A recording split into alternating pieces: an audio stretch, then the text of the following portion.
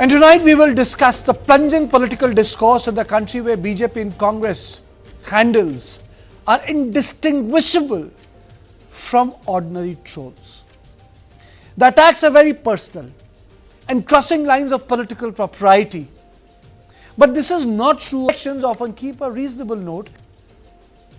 Let me the Prime Minister on his election victory, and as he takes on his formidable task, he and his family deserve the good wishes of all of us in this House. Now, in our politics, we can argue vigorously, as the Prime Minister and I did over the past 6 weeks, but still respect each other. Thank the outgoing Prime Minister Rishi Sunak. His achievement as the first British Asian Prime Minister of our country, the extra effort that will have required should not be underestimated by anyone. And we pay tribute to that today. And we also recognise the dedication and hard work he brought to his leadership. In India, political life has taken a different turn. And what I showed you was the British scene, the decency, congratulations, contribution, acknowledgement. But after Lok Sabha election, it is simply daggers drawn. BJP is hitting out at Rahul Gandhi by calling him Nautanki Baaz, Balak Buddhi and Jhuto Ka Sarkar. And these are the tweets by the official handle.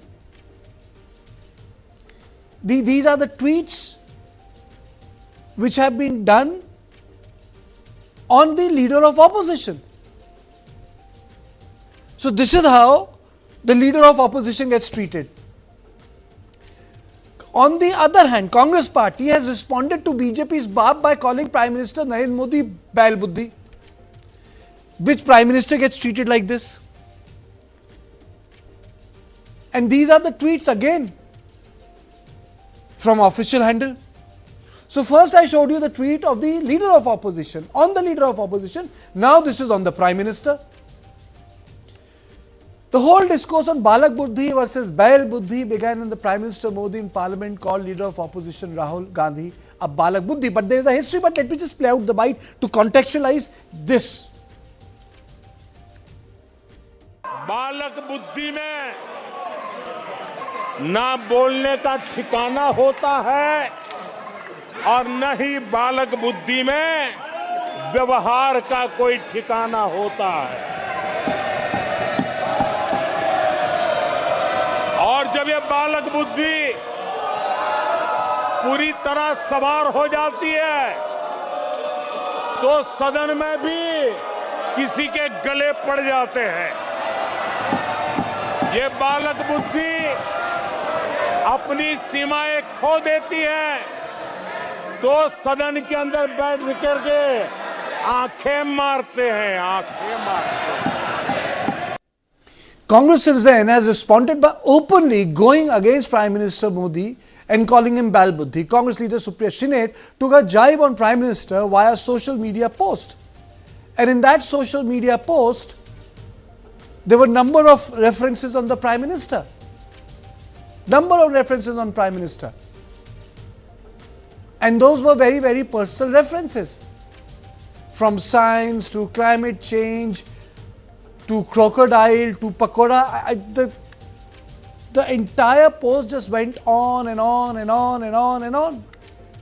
So on one hand, you have the official handles of BJP calling the leader of opposition Balak Buddhi, Jhuto Ka Sardar and stuff like that. And then the official handle of the Congress party, you attack the Prime Minister and you say, this is the Bail Buddhi, and most importantly, it came with a disclaimer also. This tweet came with a disclaimer also. And it led to a lot of political tension. A lot of people have reacted on this. And the point is, what can be done to rescue India's political discourse? On this debate, I'll be joined by Ajit Jha, senior journalist, Suresh Kochital, political analyst, advocate Nikhil Jain, political analyst, in studio, Brijesh Pandey. But before I play out the bite of Mukhtar Abbas, Naqvi and Manoj Jha, which I will play in the middle of my debate, let me take an opening comment from Ajit. I mean, so this is unprecedented, this sort of Twitter war which is taking place between the two halves of the session. The second half is yet to begin, of the budget session. Why is this happening, Ajit? Can you unmute yourself? They have to unmute from the... It's okay. Please go ahead. It's okay. Can you hear? I said, first of all, let me correct you, because you did a contrast with British politics. Let me remind our audience that if they had listened to the presidential debate between Joe Biden and the former President Donald Trump, the kind of language they were using was absolutely appalling. Ajit, the only thing I'm trying to do here as an anchor is to appeal to the better side of the people. I could have done that, I could have shown Biden and Trump, but I'm appealing to the better side of the people, because the last conversation, the last debate we had was that we can do much better in our parliament. Absolutely. I agree with you. No, the point I was trying to make is that globally, debates have fallen in terms of standard. Globally, all across the world. The kind of attacks and barbs and abuses you see in French politics today, you see in other politics today. In fact, even in English politics, I mean, Rishi Sunak is actually an exception and a thoroughbred gentleman. But if you see the other leaders, it's very similar. And it really is unfortunate and sad. The era of serious politics seems to have disappeared. And with this so-called identity politics everywhere, a sort of special language has come about, a transformation in political culture where people simply attack each other with abuses, with allegations, with lies, with fake news.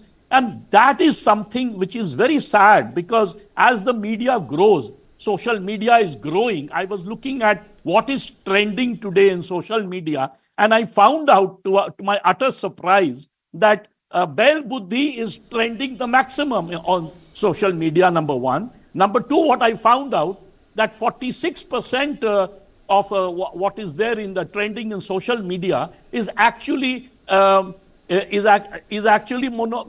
control is by Congress. I mean, the Congress is today controlling social media instead of the BJP as in the past.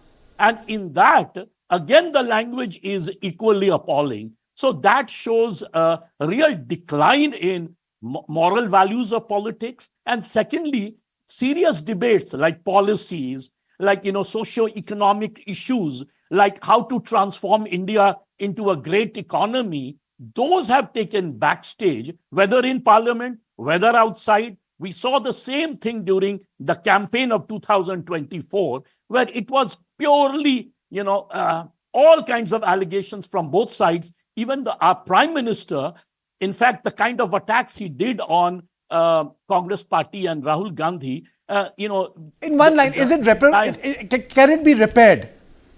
Can this be repaired? Yes, it can be, unless and until it has to be a bipartisan. Can I tell you? I think if you ask me personally, Ajit, I find it very difficult. You know why? For anything to be repaired, you need some sort of a personal chemistry. That chemistry of conversation is lacking. Brijesh. Well, it's absolutely lacking, and I think, the kind of hatred both parties have for each other, it's almost next to impossible. And the reason why this aggression is happening is for the first 7 to 8 years, it was the BJP and its social media who had, an absolute monopoly over the social media and the narrative. And that is the reason why, if you remember, from 2014 till almost 21, 22, the word Pappu was used almost as if, it was a normal part or normal word in a lexicon of BJP. But I think, in 21, 22 onwards, there's some major rejig in the Congress social media department, and that is when the counter narrative started. That is when the counter hitting back has started. And right now, as we are talking about, the reason why Buddhi is trending is because the Congress party has also made its presence felt on social media, and this is the reason why if you have on one side Buddhi, it is also equally countered by Buddhi, and no political party right now, irrespective of their position and power, has an absolute monopoly over social media. It is more of egalitarian society right now. I'm also joined by Nikhil Jain, and I'll be joined by Suresh Kochatel. Nikhil, your comments on this? Karthik, I completely agree with the previous panelists that the level of decorum and language that should be used in Indian politics is declining by the day. And what we're looking at is not a very pleasant or a pretty picture. Problem is, this is one thing in the country that is completely multi-partisan, bipartisan. The Congress is doing it, the BJP is doing it, the Aam Aadmi Party is doing it, and everybody is doing it. And I think part of the reason that is because how social media has sort of democratized conversations, how it has brought in words that are used in normal bolchal ki bhasha, in everyday slang, is being used in public discourse, which wasn't earlier the case. However, there is one important distinction that I'd like to make for your viewers. When the Prime Minister of India says something on the floor of the House, versus when Rahul Gandhi or the Prime Minister himself says something in a rally, and versus when the handle of a political party says something on Instagram, those are three different things. On Instagram, it's an open war out there. The Congress is using all sorts of slangs, the BJP is using all sorts of slangs. But with Rahul Gandhi, at least I can say that he's not been using unparliamentary language on the floor of the House. Outside the floor of the House, yes, I would expect some better level of discourse from him. But then that's the point. You can't bring a knife to a gunfight. When the Prime Minister himself on the floor of the House is calling you balak, buddhi, pappu, and all sorts of slang words, what do you expect Rahul Gandhi to do? Do all that nice politics which he'd been doing for the past 5, 7, 8 years, and look where it got him. Nobody, praised him for the fact that he was still maintaining his decorum, and people were, okay, fair enough. I got your point. I got your point. I got your point. Yeah, the problem, balak buddhi, bail buddhi, jhuto ka sartaj. The issue is you have a Prime Minister on one side of the country and the leader of opposition on the other side. Let me play out two bites of BJP's Mukhtar Abbas Naqvi, who had his position on this matter, and RJD's Manoj Jha. Then I'm going to go straight away to Suresh Kochtel. How can this discourse be improved? And let us play the bites first. देखो कांग्रेस की problem क्या है, इनको शतक का टोटा है, लेकिन इनके साजिशों का लोटा लेके ये घूम रहे हैं. अभी जिस पार्टी को अभी शतक पूरा नहीं हो पाया है, लेकिन वो साजिशों का लोटा लिए हुए और अलग अलग तरह से उनको लगता है कि उनको बहुत बड़ा देश की जनता ने जनादेश दे दिया है. और इस तरह के जिस तरह के वो शब्दों की या जिस तरह के वो भाषा का इस्तेमाल कोई नया तो है नहीं. वो तो नरेंद्र मोदी जी के लिए, प्रधानमंत्री जी के लिए वो इन्होंने तो जो है एक बहुत बड़ा रिकॉर्ड कायम कर रखा है. तो इस तरह से गाली गैंग के ये गाली गिरोह के ये सरगना बने हुए हैं कांग्रेस और उनके लोग. बालक बुद्धि और बैल बुद्धि दोनों ही मैं समझता हूं उचित नहीं. यह हम अपने विमर्श को कहां ले जा रहे हैं? एक तरफा नहीं होगा ना. अभी मुझे बहुत कष्ट हुआ था और मैं करोड़ों हिंदुस्तानियों में शुमार हूं जब भैंस मंगलसूत्र मुजरा टोटी तोड़ देगा, बिजली काट देगा. ये विमर्श है देश का, महासागर वाले चरित्र वाले देश का. क्या बना करके हमने रख दिया. इसलिए एक बयान इधर से आता है जब आप सदन में बालक बुद्धि बोलते हैं, तो उधर से बैल बुद्धि बोलते हैं. लेकिन दोनों ही विमर्श को खारिज करके मौलिक मुद्दों पे चर्चा हो. मौलिक मुद्दों पे चर्चा हम खत्म कर चुके हैं. विदेश जाकर के भी प्रधानमंत्री जी कहते हैं 14 से पहले डिप्रेशन में था देश. किसका अपमान नहीं कर रहे हैं आप? प्रधानमंत्रियों का नहीं, इस देश की मिट्टी का अपमान कर रहे हैं. यहाँ के किसान, मजदूर, श्रमिक वर्ग, पढ़ने लिखने वाले, पढ़ाने वाले, सबका अपमान हो रहा है. तो मैं समझता हूं ये पूरा जो विमर्श की जो पूरी पोटली भगवान के लिए, इसको किनारे रखा जाए. But he has a point, Mangal Suits, Machli, it was all in the middle of the election. Well, absolutely. And this is something which we have discussed several times in our show, that I can understand a normal leader of Bharatiya Janata Party or a Congress party says this and gets away with it. But I don't expect a Prime Minister or leader of stature of Rahul Gandhi to say something like that. What Prime Minister said, about Mangal Sutra or on all others, were completely not becoming him. He has positioned himself as something which he was above all of this. And for him to fall back to this from the second phase to the seventh phase did not augur well, for his stature as one of the tallest political leader in the last 10 years plus. And, what is happening, Karthikeya, right now is that, we have seen that in the last 10 years, several of these pejorative terms, several of these terms which should otherwise not have been used in public discourse by political parties were kind of mainstreamed by the Bharatiya Janata Party. What is happening is that... Such as? Several, Pappu became a form of abuse, like as if somebody doesn't know. And everybody would use Pappu with as if like it's a normal thing. Are you saying it's a payback? It is 100% payback. This is what I said in the first thing. The reason why this is happening is, the reason why we are debating this is because, the Congress party has hit back, and hit back how? And that is the reason why we are discussing Okay, this. let me get into Suresh Kochital. Suresh, so if you look at the discourse, if you look at the media handles, it's abysmally low. Before you joined, I had shown bites of Starmer and Sunak, congratulating each other. That's the other side of the democracy, One was humble and another was reasonable. But here, if you look at the handles of both the parties, it's daggers drawn. And, we have budget session in few days. I'm enjoying it actually. Because life is so dull otherwise without all this. And I remember R.K. Narayan saying that the moment if politicians disappear from the scene, he'll stop drawing cartoons. So something very similar here. Of course, we cannot compare a British upper lip, stiff upper lip kind of politics in India, but we all know what they say behind the backs. This is for the camera. They speak for the cameras. And in front of the camera, they're very diplomatic, but once they're out of it, we all know what happens in British politics too. Nothing less in France, nothing less than even in Israel. Abuse is a form of kind of a commitment to the party cause. That is what is happening today. Because if you look at the number of people who got nominated to the Rajya Sabha by different political parties, people whose party would have otherwise seen 20, 30-year-old, 30-year people who have worked for it, didn't get a Rajya Sabha seat. But somebody who was trolling on the net suddenly got elevated to a Rajya Sabha seat. This is what he's being rewarded. I'm telling you, many of my people whom I speak to on the other side of the fence, I ask them, why do you do it? Don't you guys have a job? He says, no. We get noticed by the party leadership. We get tweets from the party leadership saying, well done, or karo, or shuru karo. This is what is happening. And that is what it is. Because it's something very similar, like if you remove the cameras from a protest site, the protesters will disappear. Something similar here. You get acknowledged on Twitter, which has only 1% of the entire Indian population on it. But you still get acknowledged. But on television cameras, if you give a sound bite, nobody even bothers about you. Who are you kind of? But on Twitter, I get noticed. I also have a fairly good following on Twitter. I've got even better following on Facebook.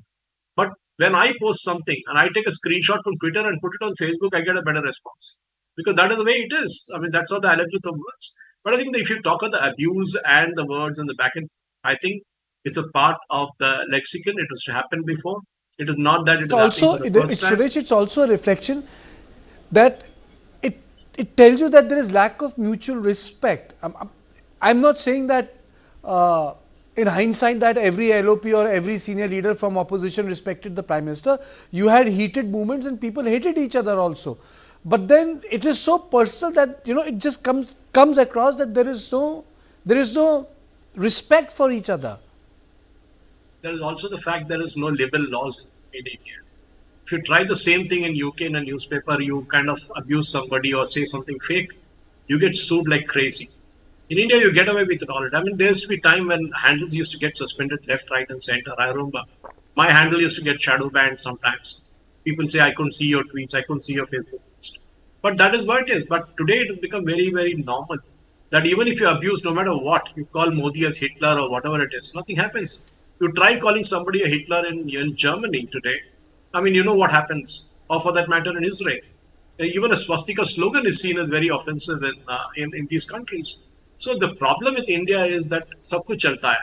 You abuse anybody and that's how it is. Because we all know in Delhi, any dialogue starts with, what those two alphabets. And that is what it is. Down south, I feel people are still more slightly better in terms of. That's a very good point. But that's a very good point. But there is another aspect to it. It's slightly related to America, but I would say that a part of it is being felt in India. Ajit, do you feel that somewhere our political parties, the cost of losing election is becoming an issue? In America, it has become an issue in context of the functioning of democracy. But in India, everything is peaceful, but the whole thing is chunav nahi haar sakte. And for that, you got to do everything, which means that the other person is not an adversary. He is the enemy. The parties have turned into enemies, not political, ideological adversaries. It's like two projects. Yeah, absolutely. You see, the political polarization in the 30 years that I have covered Indian politics, I have never seen political polarization in the country sort of so sharp and as if The whole country is divided into two. The BJP side, the Congress side, they are at each other's throats. And they almost, it seems there is a class warfare going on in the country. But before that, let me make one more point. Because the previous speaker said we don't have strong libel laws. We did not have strong libel laws when Prime Minister Atal Bihari Vajpayee was the Prime Minister, or when Prime Minister Manmohan Singh was the Prime Minister. I don't remember a single instance when Prime Minister Atal Bihari Vajpayee from the BJP, from the NDA, and Prime Minister Manmohan Singh from the UPA, from the Congress, ever uttered anything unparliamentary or any kind of abuse or any kind of allegation. So we didn't have libel laws then also, right? So I don't think it's the lack of libel laws. I think, number one, it started 10 years ago. This kind of political polarization that we have today is not good for India's governance, is not good for India's democracy. And then it goes into this personal slander. And the media and the social media kind of eggs it on. That, I think, is a real cocktail for weakening of democracy. And that is something that needs to be reconciled. It can be only done in a bipartisan manner, that you lay out certain rules in Parliament. Imagine the Parliament, the most august body. At one time, we were told by our fathers to listen to parliamentary debates in order to become a good debater, how to learn to argue. People would refer to each other in Indian Parliament as my honorable, sort of rival. And here, the kind of debate that we are talking about today. So I think there is a complete change in the political culture of India in the last 10 years. And I think part of the blame must go to our Prime Minister Modi for using this kind of language. He's the Prime Minister. He always says, Sabka Saath, Sabka Vikas. He's the Prime Minister of India, not of the BJP. Ajit, you said a very nice thing. I would just like to remind our viewers, I wish, I had the bandwidth today to take out these two bites. This is how Sushma Swaraj and Dr. Manmohan Singh responded to a debate. Yeah. Sushma Swaraj said, तू इधर उधर की ना बात कर, ये बता कि काफिला क्यों लुटा, मुझे रहजनों से गिरा नहीं, तेरी रहबरी का सवाल है.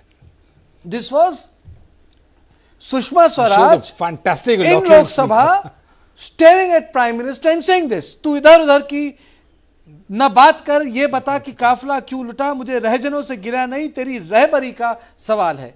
अब देखिए मनमोहन सिंह जी किस खूबसूरती से इसका जवाब देते हैं. कोई गाली गलौज नहीं हुई, उन्होंने दो लाइन बोली. मैं से वो दो लाइन बताऊंगा कि हजारों जवाबों से अच्छी है मेरी खामोशी, न जाने कितने सवालों की आबरू रखी. This is how Manmohan Singh replied, and I remember it. I was mesmerized by the dialogue that took place between Sushma Swaraj and Manmohan Singh.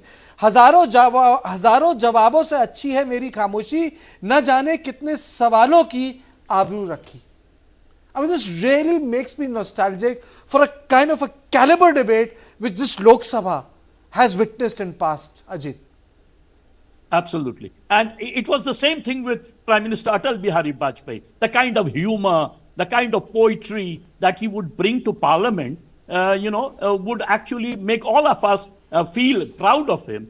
In fact, even the opposition leaders used to love him. In his debates, he would say positive things about Pandit Jawaharlal Nehru. But you see the debate today, the whole attack is on Nehru, on Mahatma Gandhi, on Ambedkar, on all kinds of national leaders. I think that is something we must desist from if we want to become a superpower. If we want to reach a $5 trillion or a $10 trillion economy, we should focus on policy, on development, on social transformation, not on this kind of language, attacking each other personally. It just lowers the entire... Nikhil, fair enough. Nikhil, do you think that, there will be a proper budget session, or we'll just have a budget and a session? Instead of a budget session, we will have a budget and then a session. I think probably the latter, because see, let's look at what happened in December 2023. The most strikingly important laws for the country, the criminal laws, they were completely overhauled with completely new criminal codes, the procedural as well as substantive laws being brought in, but they were passed on a voice vote with 140 MPs suspended. And I blame both the ruling party as well as the opposition for it. That the opposition chose to do the kind of things that would, give the chairs of the house some sort of ground to suspend them. And the ruling party passed such important bills without any discourse. So if they could have passed something that striking, I'm sure they can pass the budget without any opposition or without any discussion, all the while the opposition benches are shouting and the ruling party benches are also shouting. This is sad for the country, but that's where the level of discourse in the parliament is falling down.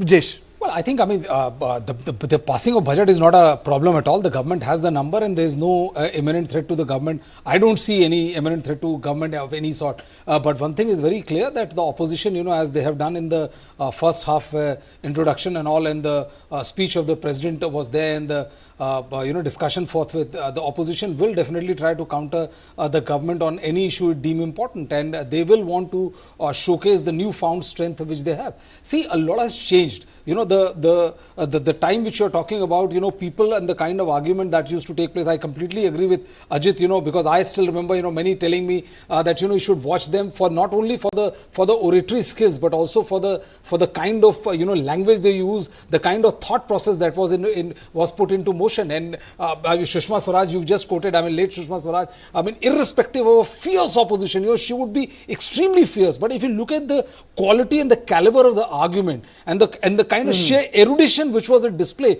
it would leave even your most hardened enemy completely, enamored by the way you are putting and articulating your thought. People have summits. Do you think that, that there's some sort of a conversation which is required, born out of some sort of a mutual goal of making the parliament function in a very cordial way?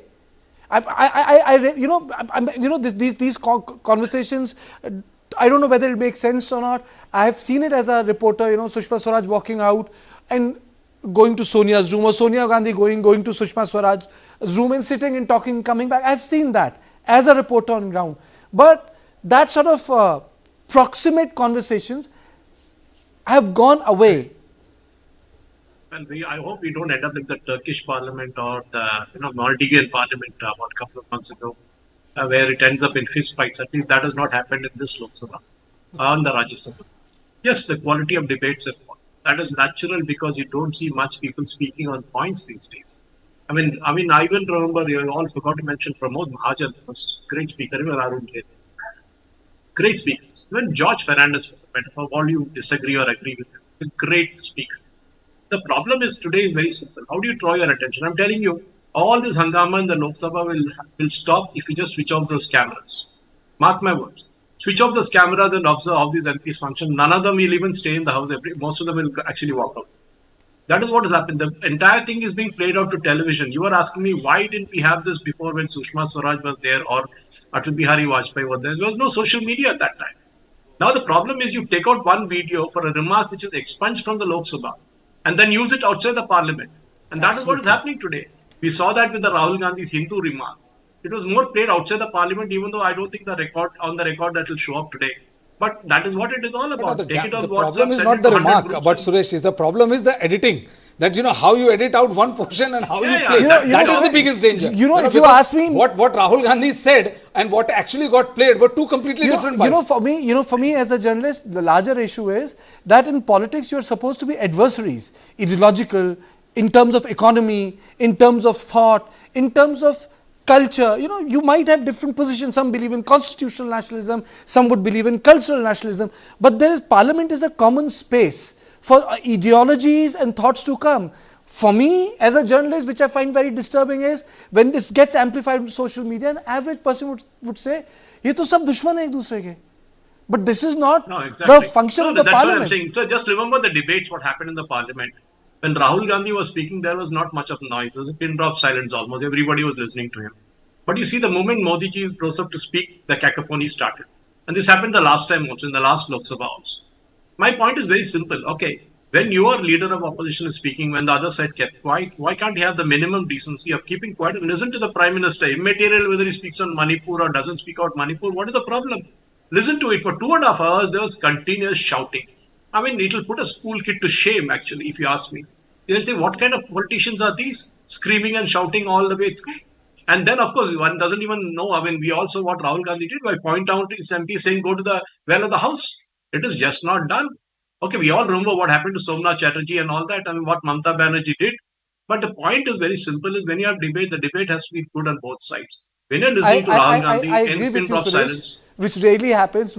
The social media, the responsibility, large responsibilities with social media. But I also feel that, people need to respect each other. Yes, opposition needs to listen to the Prime Minister. You can't have the continuous cacophony. That respect to the chair needs to be given. There is no doubt about it. But I think also the respect should flow to the newfound opposition, which has gained strength. And I think unless and until that respect is shown by the principal players to each other, I don't think, Brijesh, we will have a sober session. I don't expect a parliament session to be like a plain dal. It's never going to be. I think it's always going to have its spice. But the fact is that the soberness in Indian politics must come. I think, one of the biggest challenge and the inevitable challenge which both parties will have to address is that there has to be some sort of common meeting ground between the leader of the opposition and the Prime Minister. Without this kind of acrimony and anger at full display will not solve or will not take either of them any which way. So some sort of meeting of minds has to be done midway, whether it is done by somebody close to LOP or LOP himself. I would only say that the message to the larger public should go, however it goes, is the function of the politicians, not as a journalist, that people who go to parliament are not each other enemies. They are adversaries in context of politics, economy and ideology. They are not enemies. And politicians are required to run this country because we are a democracy. And I hope we have a fruitful second half of the budget session, where both opposition and at least the treasury benches can have powerful, meaningful debate on things which matter to a common person. Cooking is an act of love. The first act of love we receive from our mothers in the families. Modern Indian food is all about contemporary and innovative approach to traditional Indian cooking. Representation it's also important, I want to wear this white coat every day and